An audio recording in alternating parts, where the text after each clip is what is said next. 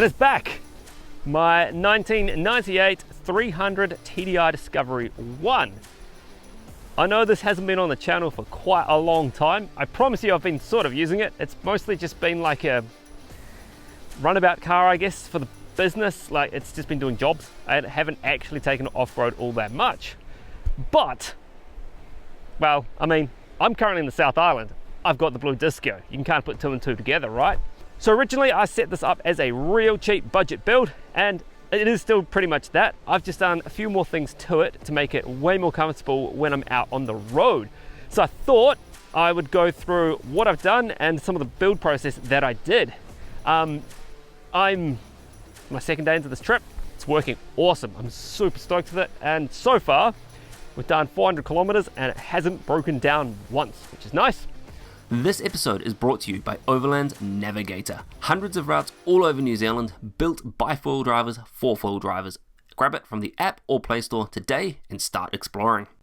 So quite a bit has changed since you last saw this car. I picked up a second-hand winch bumper, still need to get a winch, and while I had access to a workshop, I built myself a 2.5-inch straight-through exhaust. Sounds reasonably alright for what it is, and goes way better now.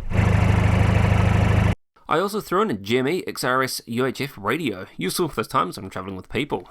A second-hand set of roof racks was thrown up on the roof, handy place to keep my awning.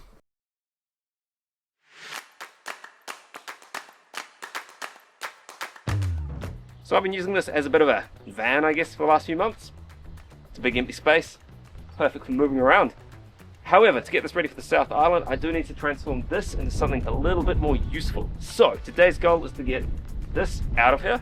Got a big sheet of plywood that's going to go in, false floor, and then I've got some drawers and a pantry thing from Superjet. There, alright, but they'll do the trick in here nicely. The job started with a quick tidy up of the boot so I could lift out the carpet and the sound deadening. I wanted to check the boot floor and see if there's any rust. These are notorious for it. Amazingly, I had none. The Land Rover handily provided me with a template to cut my plywood. Quick trace and we're pretty much good to go.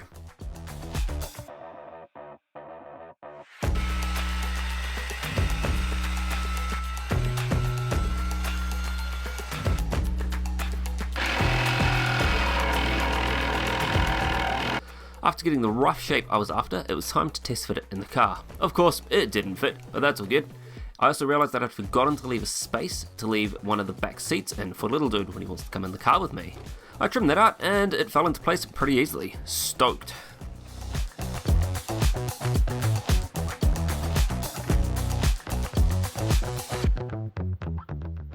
With the piece of plywood in, it was time to drill the holes and put all the mounting hardware in. At this stage I only had these bolt wood nut things for the pantry, but I did go out to Bunnings the next morning and grab some for the drawer as well. With everything test fitted, it was time to drill the holes and get the drawer mounted into the floor.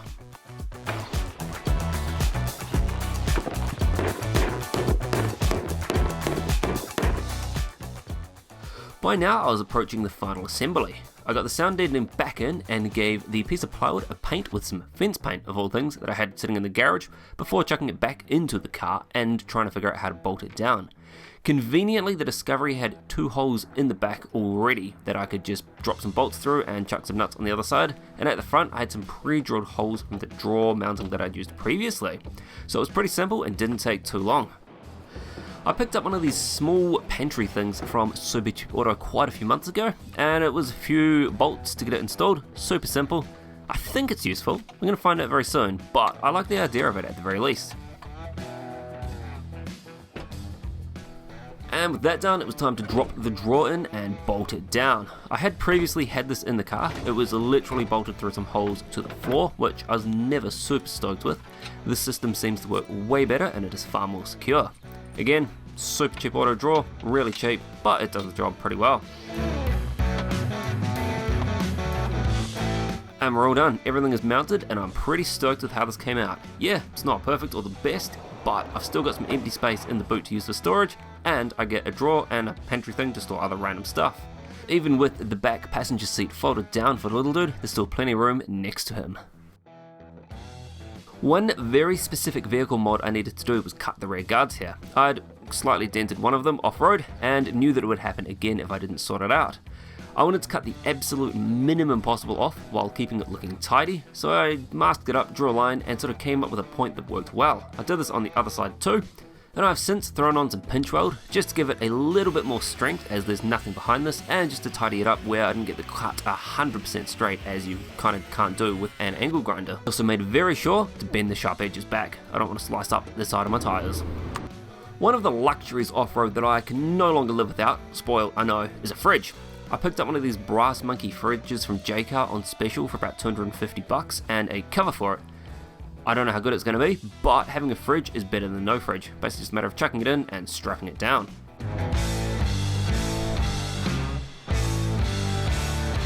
To power the fridge, I threw in a spare battery and DC-DC charger I had lying around. I just put some plates in the floor and screwed it down, and I also threw in a fire extinguisher for good measure. And that was that. The build was pretty much complete. I packed up the car and hit the road south. I was trying to bring this down a little while ago. My plan being have this in the South Island so I can fly into Christchurch, pick it up, do what I need to do, drop it off, fly home back to Wellington, and then have the Fortuner in Wellington for adventures in the North Island. The goal was to have this here for this trip so I could just fly down, jump in it and go, but I had to do a swivel hub rebuild. And when I did, basically the ball joints for the tie rod ends all snapped when I undid the bolts. I'm glad it happens in the driveway at home and not in the middle of nowhere. So that's all been replaced, swivel hub's been rebuilt, the other side was done not too long ago, and yeah, it's much better now. Doesn't leak diff oil everywhere, and I mean, I guess it's safer, it's kind of what you want, right? But yeah, it was a little bit disappointing to not be able to get it down here when I wanted to. Like, the ferry return is about 500 bucks. I can get a flight to Christchurch and back for maybe 200. So it works out way better maths-wise to be able to fly down, go to a trip, drop it off, fly back home. And a flight is 40 minutes back to Wellington versus, 3 and a bit hours on the ferry and then a 5-hour drive down to Christchurch, only then to have to set off to where I want to go. So yeah, this will be staying in the South Island for a little while so that I can fly back down and hopefully do 1 or 2 more trips with it, which is pretty exciting.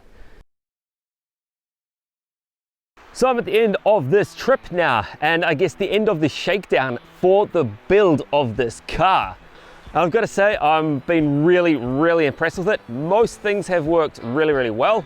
The only sort of 2 things that have given me grief, the wheel bearing on the passenger side, which is 100% my fault. I rebuilt the hub just before coming down and didn't do the whole take it out for a big drive thing. So at camp last night, I did have to tighten it back up.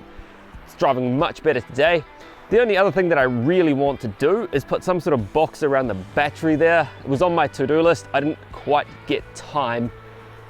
And a few things have just basically rubbed on the steel ratchet strap part that I have holding it down.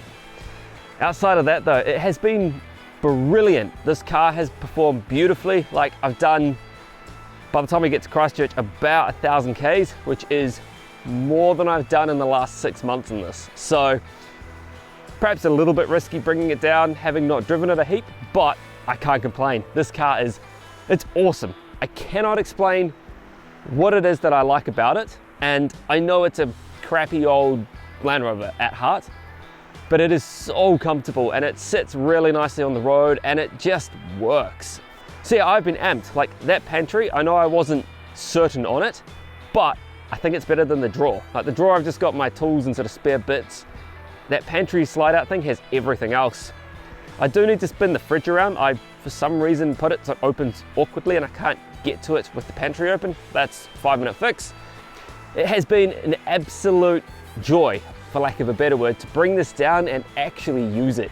Off-road, it is so good. For an unlocked vehicle that it flexes well, but it just performs so well, and it's like a little tractor. Like yesterday, climbing up some of the steep hills out of New Creek and the sort of Mackley River, 2200 RPMs, and it just sat there chugging and chugging and chugging, and yeah, it's cool.